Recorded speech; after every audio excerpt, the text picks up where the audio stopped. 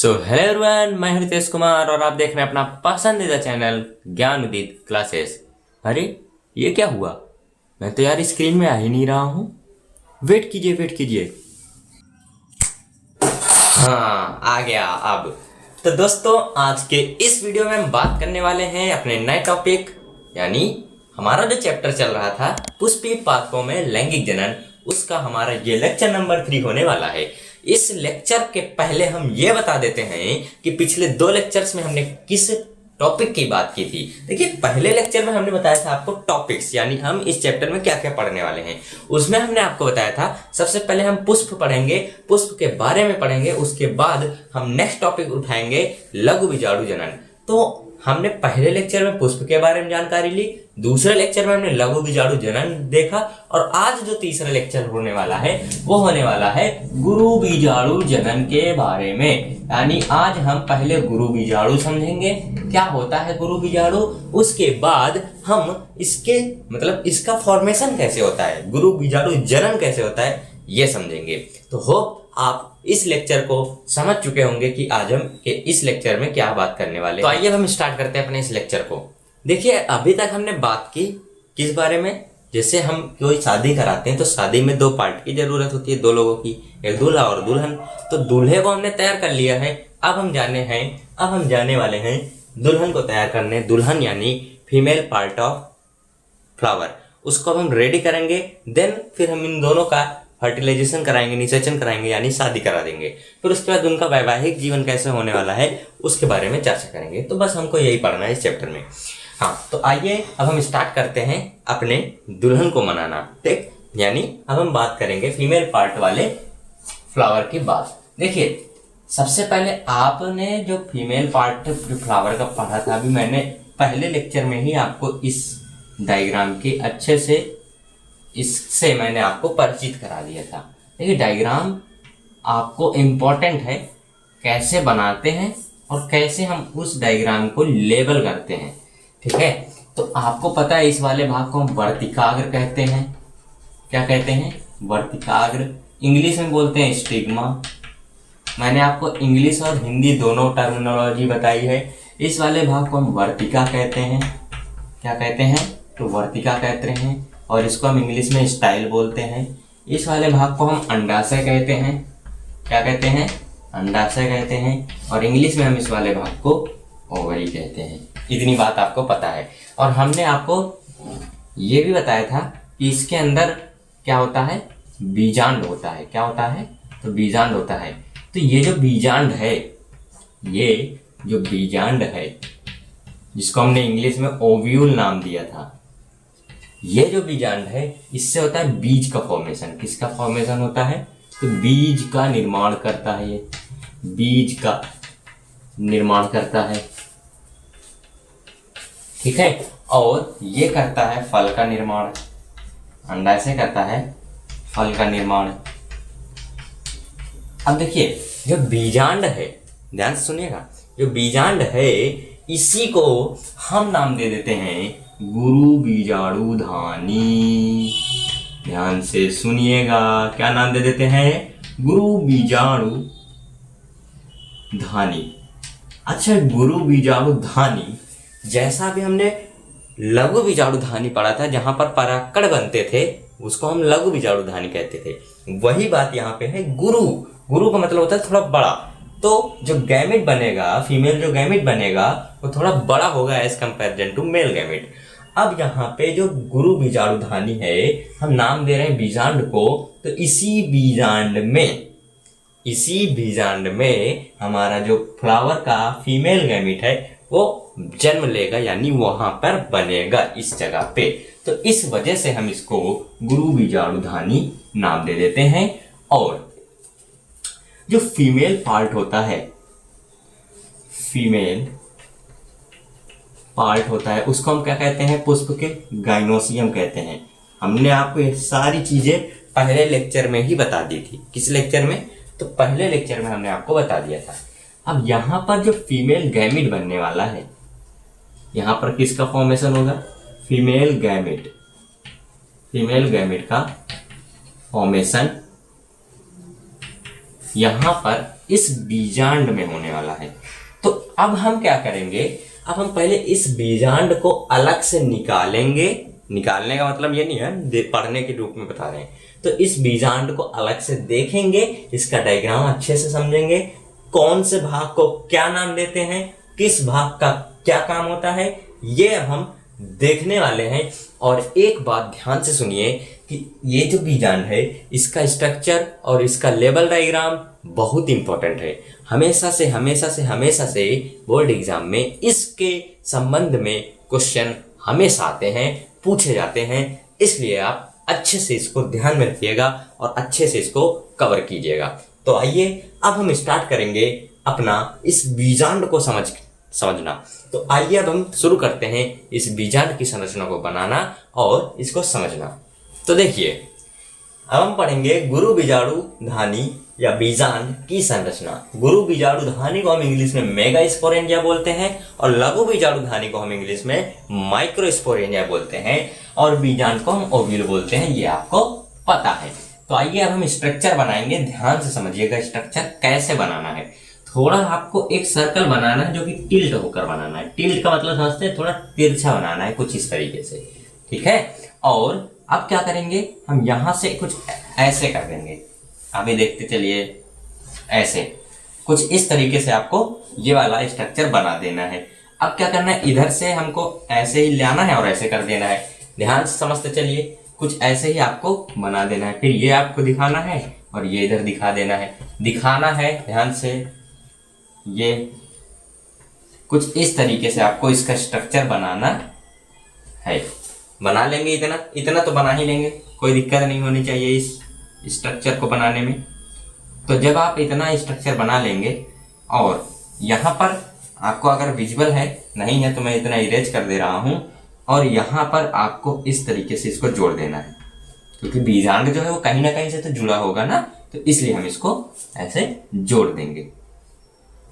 ठीक है, बात समझ में आ गई है आप लोगों को? क्लियर है ना बात? बहुत बढ़िया। अब आप जब इतना स्ट्रक्चर बना लेंगे तो अब आपको क्या करना है, ये वाला जो एक लेयर यहाँ पे आप बनाएंगे, यहाँ पर जो आप ये वाली लेयर बनाएंगे, इसको आप ऐसे ऐसे भर दीजिएगा। ठीक है, भर देना है, इनको कोशिकाओं से भर देना है इस तरीके से, कुछ इसी तरीके से, कुछ इस तरीके से आपको इसे भर देना है। भर देना है भाई, भर देना है, ये गोलाई बंद देना है, ऐसे भर देना है, गोला गोला गोला गोला गोला गोला गोला गोला, ऐसे भर देंगे। अब क्या करेंगे, ये जो हमने खांच दिखाई थी, ये वाली दिख नहीं रही है, तो कुछ आपको इस तरीके से खांच बना देनी है इसमें। क्लियर? ये वाली लेयर और आपको ढंग से दिखा देनी है कि हाँ दिख रही हो। अब क्या करना है, यहां पर आपको 3 कोशिकाएं बनानी है कुछ इस तरीके से। पहली कोशिका, दूसरी कोशिका, तीसरी कोशिका। ध्यान से समझिएगा कैसे कोशिकाएं बनानी है। 1 2 3 इनके केंद्रक बना देंगे। अब हम इधर को ऐसे एक कोशिका, ये दूसरी कोशिका और ये वाली तीसरी कोशिका, कुछ आपको इस तरीके से दिखा देना है। क्लियर? अब ये वाली बीच में 2 केंद्रक आपको दिखा देने हैं और ऐसे इधर को नीचे को लाएंगे, फिर इधर को ऐसे लाएंगे और ये वाला भाग हम ऐसे ऐड कर देंगे, तब जाके आपका पूरा बीजांड का डायग्राम क्लियर हो जाएगा। होप आपको दिख रहा होगा। अब हम इनके नामकरण समझते हैं। देखिए, ये वाली जो बाहरी लेयर है, ये आउटर लेयर है ना, तो इसको हम बाह्य अध्यावरण कहते हैं। बाह्य अध्यावरण,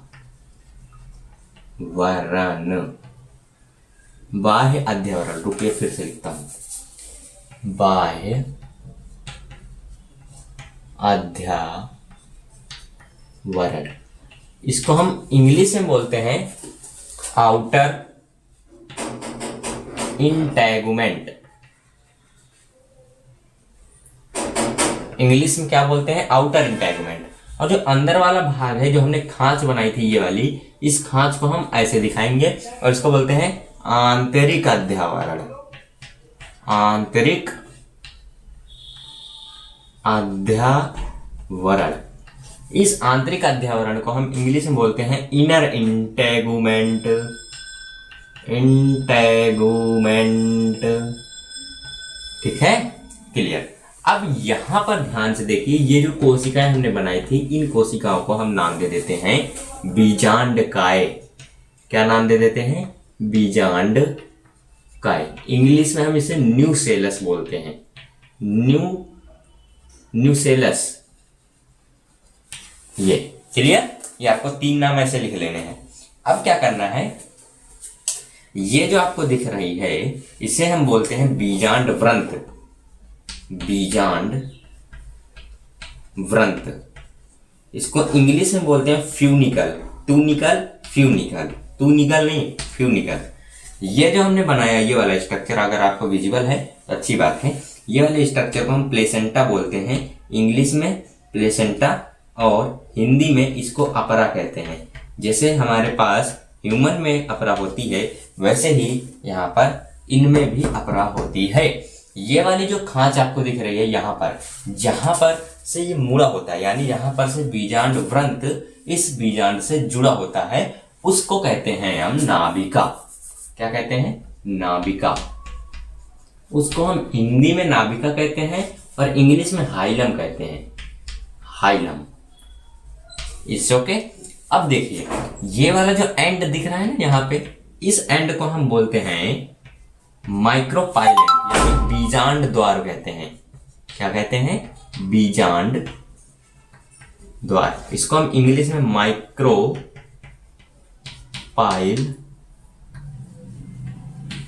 एंड, बीजांड द्वारी सिरा। इसको हिंदी में बीजांड द्वारी सिरा भी बोल सकते हैं, तभी तो माइक्रोपाइलेंट होगा। अब ये वाला जो भाग है इसको हम बोलते हैं निभाग सिरा।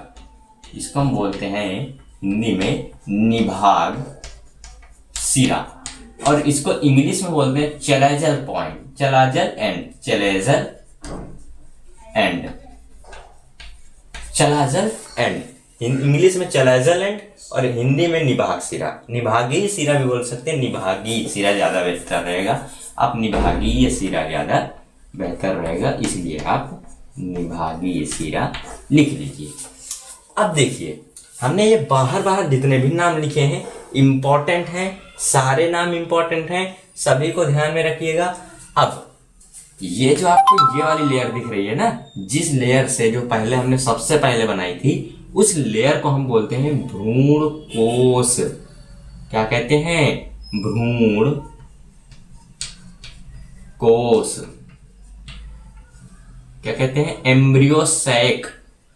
एम्ब्रियो सैक हम इसको इंग्लिश में कहते हैं और हिंदी में बोलते हैं भ्रूण कोश। कोश, नॉट पोष नहीं बोला है, अभी कोश बोला है। अब देखिए ये जो आपको 3 कोशिकाएं दिख रही हैं, अब यहाँ पे जगह तो है नहीं तो हम लिखते हैं, कोशिश करते हैं इन तीनों को बाकी। अच्छा छोड़िए अभी मैंने ये जो अंदर का मटेरियल आपको दिख रहा है ना, ये भ्रूण कोश के अंदर क्या क्या है इसको हम अभी इरेज करते हैं और हम उसको अलग से बनाते हैं, क्योंकि वो डायग्राम अलग से ही पूछा जाता है। अब हम भ्रूण कोश का डायग्राम देखते हैं, उसके पहले हम एक बार और आपको इसको रिपीट कराते हैं कि कौन से भाग को क्या कहते हैं। आपको डायग्राम बनाना आ जाएगा क्योंकि मैंने आपके साथ ही बनाया है, यानी मैंने बनाया और आपने मेरे साथ बनाया, तो आपने डायग्राम बना लिया है। अब देखिए कैसे ये जो बाह्य अध्यावरण होता है और जो आंतरिक अध्यावरण है, बाह्य अध्यावरण आंतरिक अध्यावरण, ये बाहरी लेयर आपकी बाहरी लेयर बाह्य अध्यावरण यानी आउटर इंटेगुमेंट, और अंदर वाली लेयर आंतरिक अध्यावरण यानी इनर इंटेगुमेंट। और ये जो आपको कोशिकाएं दिख रही हैं, ये छोटी छोटी कोशिकाएं दिख रही हैं, ये जो छोटी छोटी कोशिकाएं दिख रही हैं, इन्हें हम बोलते हैं बीजांडका, यानी इंग्लिश में न्यूसेलस बोलते हैं। और यहाँ पर अगर आप देखेंगे ये जो आपको डंडी दिख रही है जिससे जुड़ा होता है, इसको हम बोलते हैं बीजांड व्रंत, और इंग्लिश में फ्यूनिकल बोलते हैं, नॉट टूनिकल, फ्यूनिकल। क्लियर। नीचे आएंगे जब हम, यहाँ पे आपको देख रहा होगा कि ये जो हमारा जिससे जुड़ा होता है ये वाला भाग, इस भाग को हम प्लेसेंटा यानी अपरा बोलते हैं। जस्ट लाइक ह्यूमन में होती है वैसे ही प्लांट्स में भी होती है। ऊपर अगर देखेंगे खांच दिख रही होगी जहां से बीजांड व्रंत इस बीजांड को संभाल के रखता है, इससे इस भाग को हम बोलते हैं नाभिका, नाभिका यानी हाइलम। और अब हम बात करते हैं जहां पर से ये जो 3 कोशिकाएं, ये जो जगह छूटी हुई है, इस जगह को बीजांड द्वारी सिरा यानी माइक्रोपाइलर एंड बोलते हैं। उसके बाद जो ऊपर वाली जो सिरा है, इसके माइक्रोपाइलर एंड के अपोजिट जो सिरा है, माइक्रोपाइलर एंड के जो अपोजिट सिरा है वो निभागीय सिरा कहलाता है। इन इंग्लिश उसे हम चलाइजल एंड बोलते हैं। होप आपको ये सारी चीजें क्लियर होंगी। तो अब हम बात करते हैं भ्रूण कोश, यानी ये जो आपको लेयर हमने सबसे पहले दिखाई थी, उसके अंदर ये जो हमने कोशिकाएं दिखाई, अब हम इनके नाम और इनका काम बेहतरीन तरीके से देखेंगे। और आप ध्यान में रखिएगा कि भ्रूण कोश का डायग्राम कैसे होता है। आइए अब उसको हम समझ लेते हैं। भ्रूण कोश की संरचना यानी स्ट्रक्चर ऑफ एम्ब्रियोसैक। अब हम देखते हैं भ्रूण कोश की संरचना जैसे हमने शुरुआत में बनाई थी, बस वैसे ही बनानी है। और आपको अब ऐसे एक गोला बनाना है, सब सिंपल सा, लंबा लंबा, जैसे अंडा होता है उस आकार का आपको गोला बना लेना है, अंडा यानी एग। अब इसमें क्या करना है, ये जो बाहरी लेयर हमने आपको दिखाई, यही हमारा भ्रूण कोश है। भ्रूण कोश, ये हमारा भ्रूण कोश है। अब क्या है, यहां पर ये देखिए, ये 3 कोशिकाएं थी, इन 3 कोशिकाओं को हमने बना दिया। ये कौन सा एंड था, ये चलाजल एंड था, निभागीय सिरा था। निभागीय सिरे की ओर ये 3 कोशिकाएं ऐसे वाली होती हैं, और बीजांड द्वारी सिरे की ओर 3 कोशिकाएं कैसी वाली होती हैं, बताते हैं। वेट बताते हैं क्या, आपने देख ही लिया है। ये वाली कोशिकाएं बीजांड द्वारी सिरा की ओर होती हैं, और ये 3 कोशिकाएं निभागीय सिरा की ओर होती हैं। अब इन कोशिकाओं के नाम भी होते हैं, बताएंगे। बीच में आपको 2 केंद्रक बनाने के लिए बोला था, और इस तरीके से आपको ये लेयर बनाने के लिए भी कहा था मैंने, तो आपने बनाया होगा।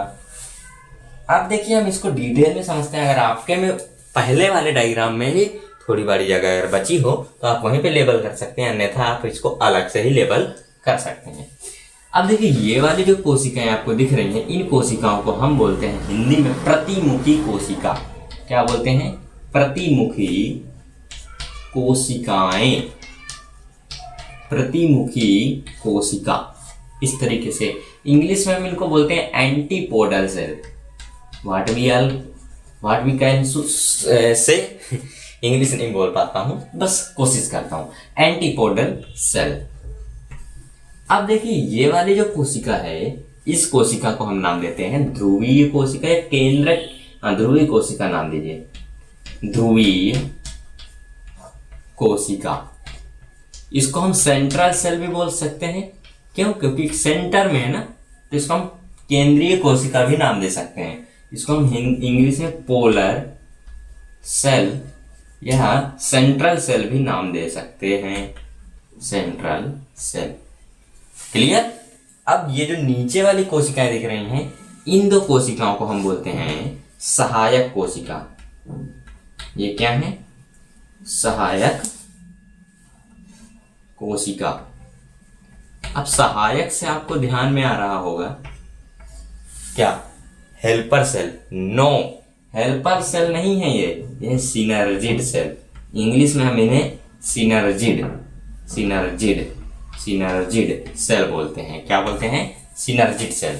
अब ये जो 2 कोशिकाएं हैं, इनको केवल बोलते हैं सिनर्जिड सेल। ये जो ऊपर वाली कोशिका दिख रही है ना बेटा, इस कोशिका का ही नाम है क्या, एक्सेल, अंड कोशिका। यही तो है फीमेल गैमेट, यही तो है बेटा, यही है। इसको हमें गुरु बीजाणु धानी के अंदर बनाना है, और उसी प्रोसेस को हम बोलते हैं, क्या बोलते हैं बेटा, हम बोलते हैं उस प्रोसेस को गुरु बीजाणु जनन। सो डोंट वरी, हमारे साथ आप जुड़े रहिए, सारे टॉपिक आपको क्लियर होंगे। इसको इंग्लिश में बोलते हैं एक्सेल। क्या बोलते हैं, एक्सेल। यही है हमारा फीमेल गैमेट। अब देखिए आपको सारे नाम हमने बता दिए। इन 2 केंद्रकों का नाम ध्रुवीय केंद्रक आप बोल सकते हैं, क्या, ध्रुवीय केंद्रक।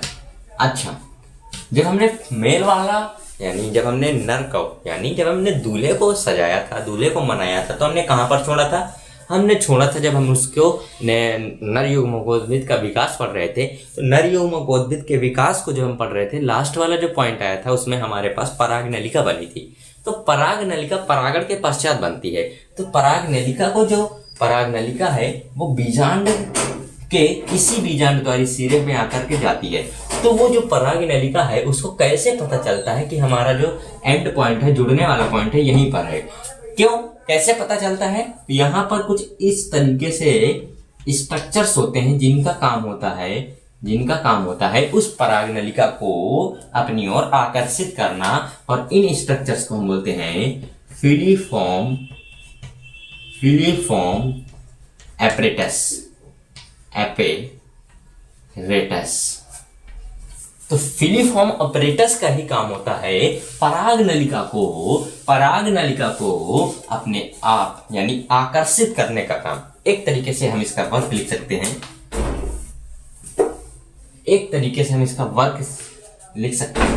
सकते हैं क्या? पराग नलिका को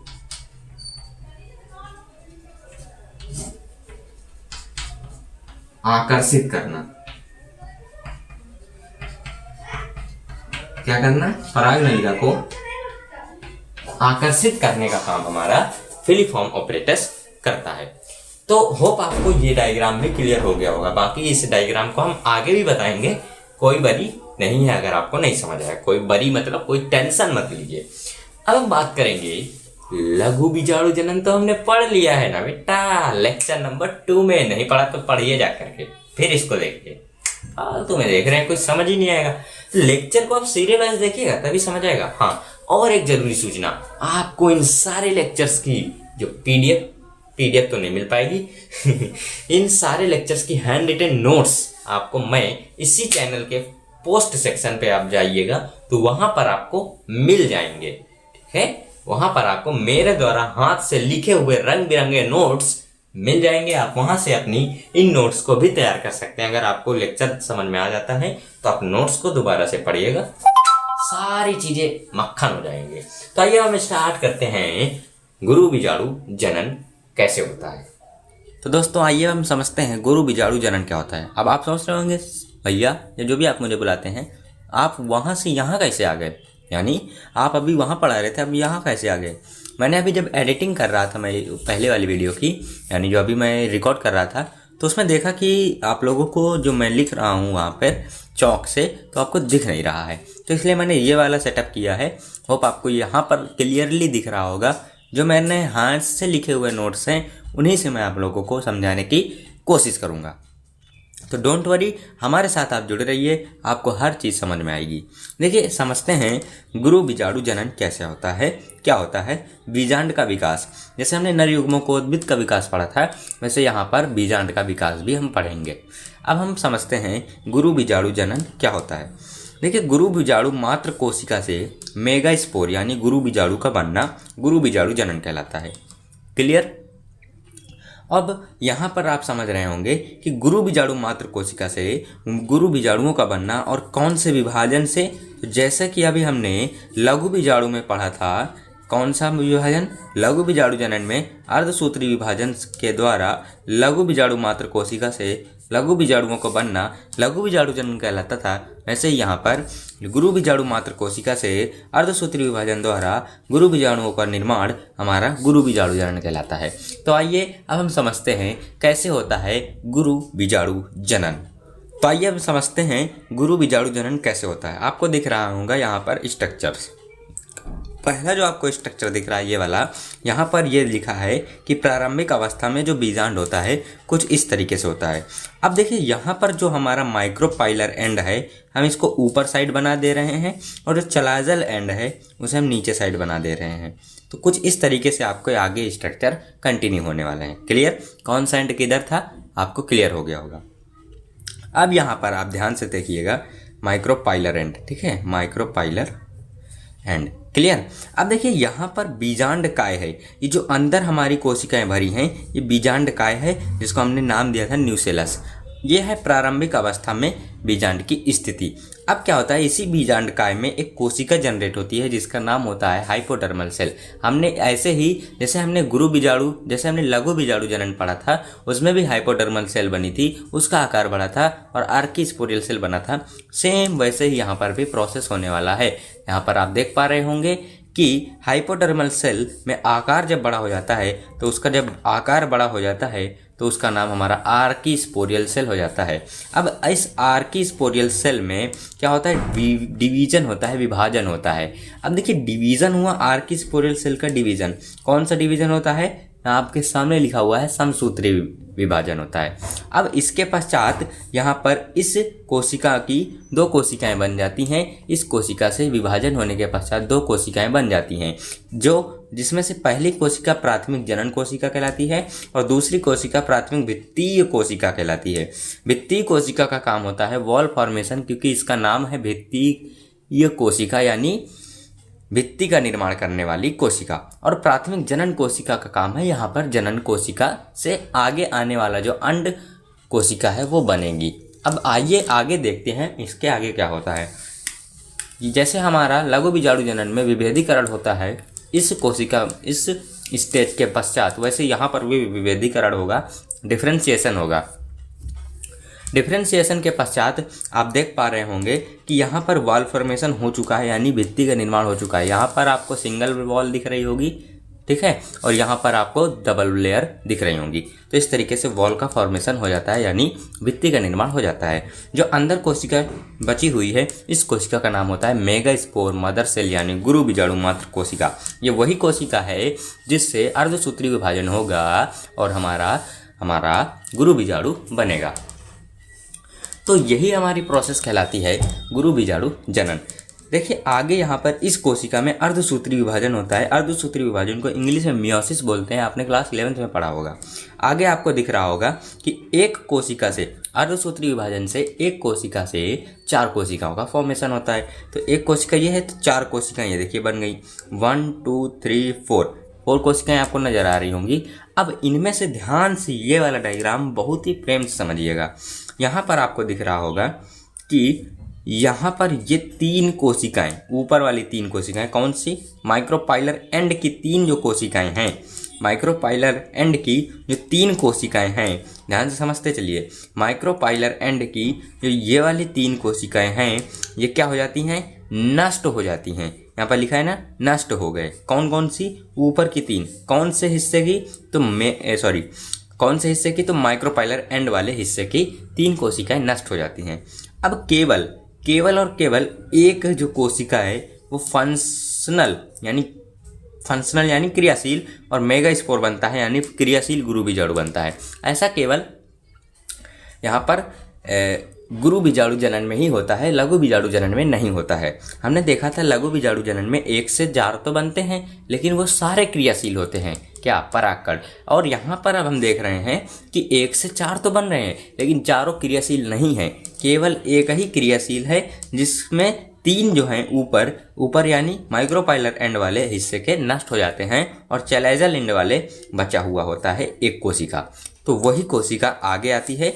यहाँ पर आप उसके साथ का डायग्राम देख सकते हैं कि किस तरीके से ये 3 कोशिकाएं नष्ट हो गई हैं। देखिए, दिख रही है ना, डीजेनरेटेड मेगास्पोर, यानी अक्रियाशील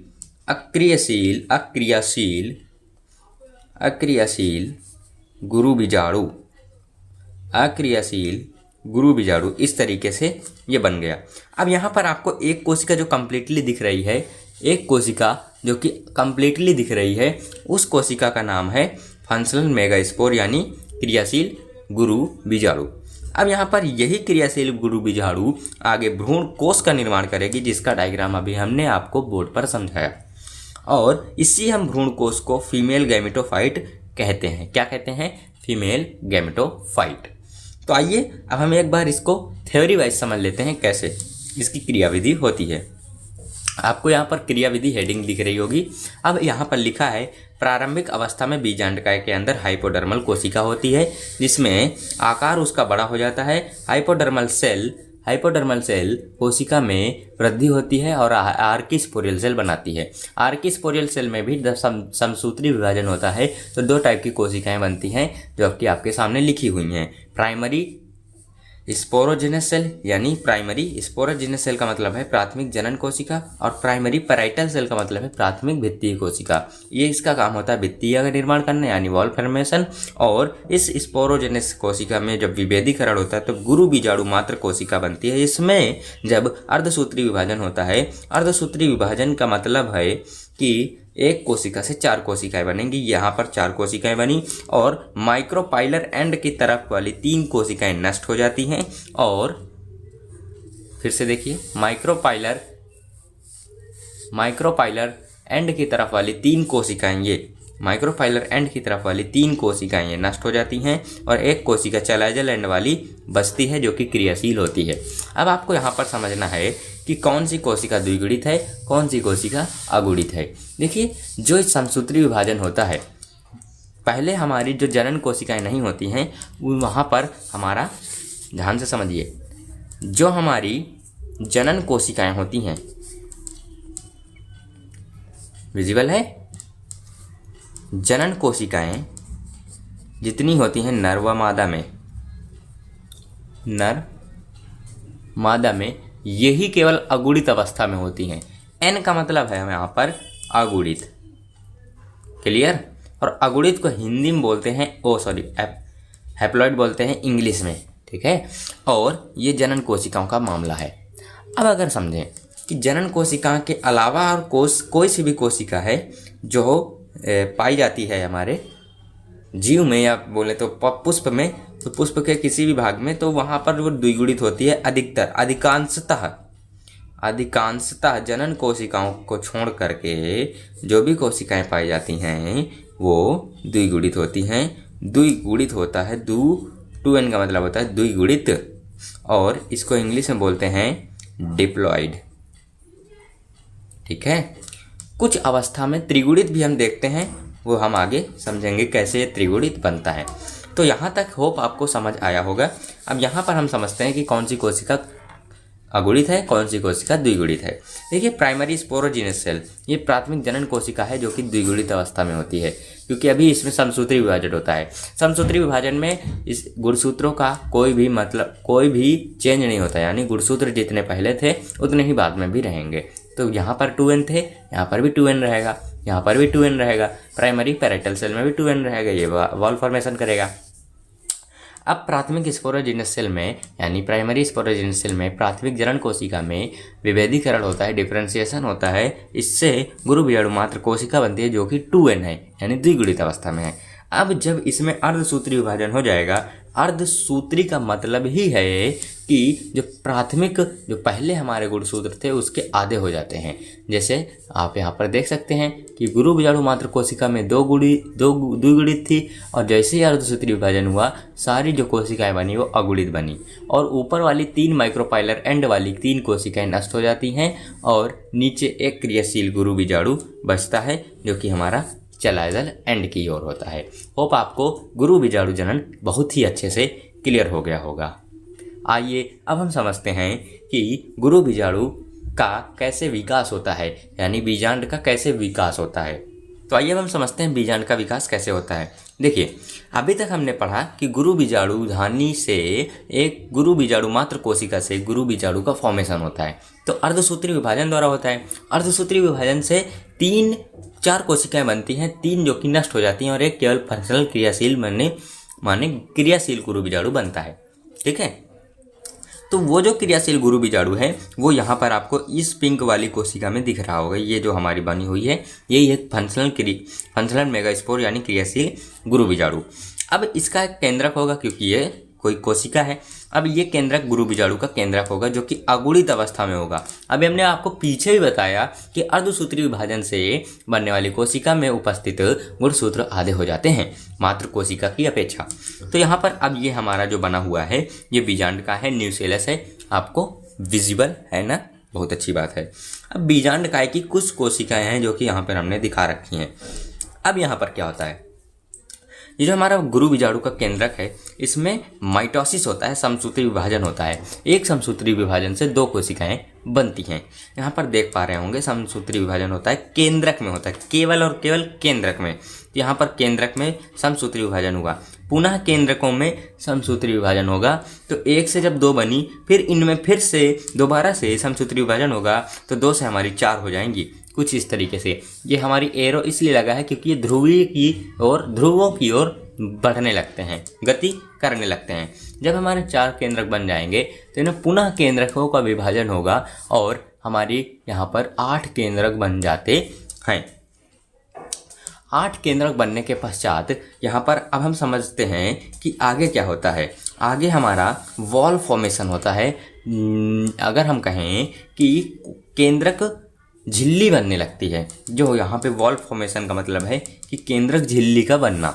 यहाँ पर क्या लगता है केंद्रक झिल्ली का निर्माण, यहाँ पर केंद्रक झिल्ली का निर्माण होने लगता है। सभी केंद्रकों के चारों ओर एक झिल्ली का निर्माण होता है, जिसे केंद्रक झिल्ली कहते हैं। तो सारे केंद्रक हमारे आवृत अवस्था में है। अब आगे देखिए क्या है, ये वही स्ट्रक्चर है जो हमने आपको पहले बना के दिखा रखा है। देखिए ध्यान से, ये वाला जो एंड माइक्रोपाइलर एंड है और ये वाला जो एंड चला एंड है। हमने आपको बताया कि माइक्रोपाइलर एंड की ओर हमारी ये 3 कोशिकाएं होती हैं। कौन कौन सी? ये है प्रतिमुखी, सॉरी ये हमारी सहायक कोशिका और ये हमारी अंड कोशिका। और यहाँ पर ये 3 कोशिकाएं जो कि चला एंड की ओर है, ये हमारी प्रतिमुखी कोशिकाएं यानी एंटीपोडल सेल है। अब यहाँ पर ये जो हमारा दिया है, ये अंदर अंदर अंदर अंदर ये हमारा भ्रूण कोश है, जिसका डायग्राम भी हमने आपको दिखा रखा है। भ्रूण कोश के बारे में एक इंपॉर्टेंट बात ये है कि एक न्यूक्लियस होते हैं इसमें और 7 कोशिकाएं होती हैं। कैसे? देखिए न्यूक्लियस का हम काउंट करते हैं 1 2 3 4 5 6 7 8 और हमने अभी आपको ऊपर भी दिखा रखे हैं कि एक न्यूक्लियस है। अब 7 कोशिकाएं कैसे हो जाती हैं? 7 कोशिकाएं यहाँ पर ध्यान से देखिए 1 2 3 कोशिकाएं 4 5 3 सॉरी 4 5 6 कोशिकाएं। अब यहाँ पर 2 पोलर न्यूक्लियस होते हैं यानी 2 ध्रुवीय केंद्रक होते हैं। उन 2 ध्रुवीय केंद्रकों के चारों तरफ एक लेयर बन जाती है जिसे हम कोशिका झिल्ली कहते हैं। अब इस कोशिका झिल्ली या केंद्रक झिल्ली में कोशिका झिल्ली जब बनती है तो ये वाली जो कोशिका होती है ये द्विगुणी होती है। अर्थात अगर आपसे पूछे कोई कि ध्रुवीय कोशिका कैसी होती है तो ये द्विगुणित होती है। बाकी जो भ्रूण कोश के अंदर उपस्थित सारी कोशिकाएं हैं वे अगुणित अवस्था में होती हैं। इतनी बात आप लोगों को ध्यान रखनी है। आइए हम इसका एक बार फ्लो चार्ट में भी समझ लेते हैं। इसकी क्रियाविधि ध्यान से देखिए, क्रियाविधि आप लोगों को दिख रही है ना, विजुअल बहुत बढ़िया।